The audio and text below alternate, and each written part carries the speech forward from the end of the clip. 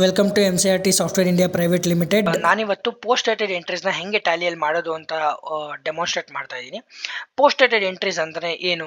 ಈಗ ಎಕ್ಸಾಂಪಲ್ ನಮ್ಗೆ ಯಾವುದೋ ಒಂದು ಚೆಕ್ ಬರಬೇಕಿದೆ, ಆ ಚೆಕ್ ಬಂದಿದೆ, ಬಟ್ ಅದು ಕರೆಂಟ್ ಡೇಟಲ್ಲಿ ಇಲ್ಲ, ಇವತ್ತಿನ ಡೇಟಲ್ಲೋ ಅಥವಾ ನಾಳೆ ಡೇಟಲ್ಲೋ ಇಲ್ಲ, ಒಂದು 10 ದಿವಸನೋ 15 ದಿವಸನೋ 1 ತಿಂಗಳು 2 ತಿಂಗಳು 3 ತಿಂಗಳು ಮುಂಚಿನ ಡೇಟಲ್ಲಿ ಇದ್ದರೆ ಅದನ್ನ ನಾನು ಟ್ಯಾಲಿ ಎಂಟ್ರಿ ತೊಗೊತೀನಿ. ಎಂಟ್ರಿ ತೊಗೊಂಡಿದ ತಕ್ಷಣ ಏನಾಗುತ್ತೆ, ಇಮಿಡಿಯೇಟಾಗಿ ಬುಕ್ಸ್ ಆಫ್ ಅಕೌಂಟ್ಸಿಗೆ ಎಫೆಕ್ಟ್ ಆಗಿಬಿಡುತ್ತೆ.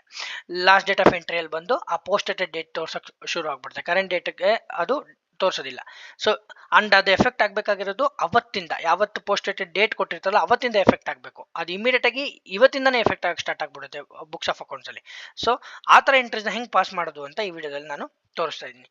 ಫಸ್ಟ್ ನಾನು ನಿಮ್ಗೊಂದು ಎಂಟ್ರಿ ಪಾಸ್ ಮಾಡಿ ತೋರಿಸ್ತೀನಿ. ವೋಚರ್ ಅಂತ ಹೋಗ್ತಾ ಇದ್ದೀನಿ, ರಿಸಿಪ್ಟ್ ಎಂಟ್ರಿನ ತೊಗೊತೀನಿ, ನನ್ನ ಬ್ಯಾಂಕ್ ತೊಗೊತೀನಿ, ಒಂದು ಕಸ್ಟಮರ್ ಲೆಜರ್ ತೊಗೊತೀನಿ, ಒಂದು 10,000 ರೂಪಾಯಿ ಅಡ್ವಾನ್ಸ್ ಕೊಟ್ಟಿದ್ದಾರೆ ಅಥವಾ ಬಿಲ್ ಅಗೇನ್ಸ್ಟ್ ಕೊಟ್ಟಿದ್ದಾರೆ, ವಾಟ್ ಎವರ್ ಏನೋ ಒಂದು ಅಂದ್ಕೊಳ್ಳೋಣ.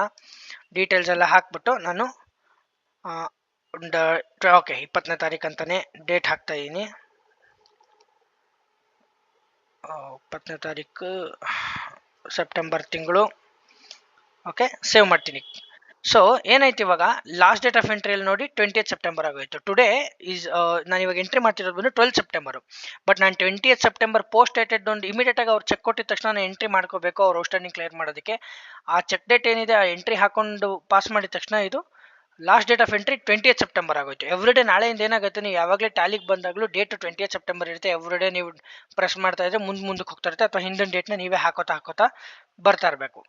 ಸೊ ಈ ಇಶ್ಯೂ ಆಗಬಾರ್ದು ಅಂದರೆ ಏನು ಮಾಡಬೇಕು ಅಂತಂದರೆ ಇಟ್ಸ್ ವೆರಿ ಸಿಂಪಲ್. ನೀವು ಅದೇ ಟ್ರಾನ್ಸಾಕ್ಷನ್ನ ತಗೊಂಡ್ರೆ, ಸೊ ಯಾವ ಎಂಟ್ರಿ ನೀವು ಪೋಸ್ಟ್ ಡೇಟಲ್ಲಿ ಮಾಡ್ತೀರಾ, ಕರೆಂಟ್ ಡೇಟ್ ಅಲ್ಲದೆ, ಇವತ್ತು 12 ಸೆಪ್ಟೆಂಬರ್, ನಾನು 20th ಸೆಪ್ಟೆಂಬರ್ದೊಂದು ಎಂಟ್ರಿ ಮಾಡ್ತಾ ಇದ್ದೀನಿ. ಸೊ ಇವತ್ತಿನ ಡೇಟ್ ಅಲ್ಲದೆ ಮುಂದಿನ ಡೇಟು, ನಾಳೆದಾದರೆ ಪರವಾಗಿಲ್ಲ, ಒಂದು 2-3 ದಿವಸ ಅಥವಾ ಒಂದು ವಾರ 15 ದಿವಸ ಈ ಥರ ಮುಂದಿನ ಡೇಟ್ ಎಂಟ್ರಿ ಮಾಡ್ತೀರಾ ಅಂದರೆ, ಎಂಟ್ರಿ ಮಾಡಿದ್ಮೇಲೆ ಅಥವಾ ಮಾಡೋಕ್ಕಿಂತ ಮುಂಚೆ ಇಲ್ಲೊಂದು ಬಟನ್ ಇದೆ ರೈಟ್ ಸೈಡಲ್ಲಿ, ನೀವು ನೋಡ್ಬೋದು ಪೋಸ್ಟ್ ಡೇಟೆಡ್ ಅಂತ. ಇದನ್ನು ಕ್ಲಿಕ್ ಮಾಡಿದ್ರೆ ನೋಡಿ ಇಲ್ಲಿ ಬರ್ತಾ ಇದೆ, ನೋಡಿ ಇಲ್ಲಿ ಪೋಸ್ಟ್ ಡೇಟೆಡ್ ಅಂತ, ಸ್ಟೇಟಸ್ ಪೋಸ್ಟ್ ಡೇಟೆಡ್ ಅಂತ. ಈ ರೀತಿ ಕ್ಲಿಕ್ ಮಾಡಿ ನೀವು ಎಂಟ್ರಿನ ಪಾಸ್ ಮಾಡಿದ್ರೆ ಟಿಲ್ ದಟ್ ಡೇಟ್ ಆ ಎಂಟ್ರಿ ಬುಕ್ಸಿಗೆ ಎಫೆಕ್ಟ್ ಆಗೋದಿಲ್ಲ. ಈಗ ನೋಡಿ last date of entry 12 September ಇದೆ.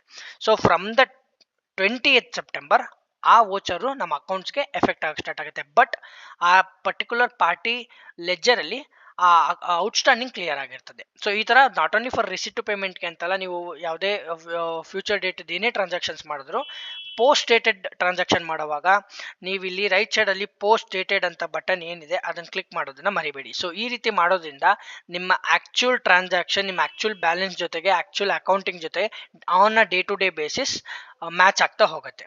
ಸೊ ಹೋಪ್ ಈ ವಿಡಿಯೋ ನಿಮ್ಗೆ ಇಷ್ಟ ಆಗಿದೆ ಅಂತ ಅನ್ಕೋತೀನಿ. ವಿಡಿಯೋ ಇಷ್ಟ ಆಗಿದೆ ಲೈಕ್ ಮಾಡಿ, ಶೇರ್ ಮಾಡಿ ಆ್ಯಂಡ್ ಸಬ್ಸ್ಕ್ರೈಬ್ ಮಾಡೋದು ಮರಿಬೇಡಿ. Thank you so much.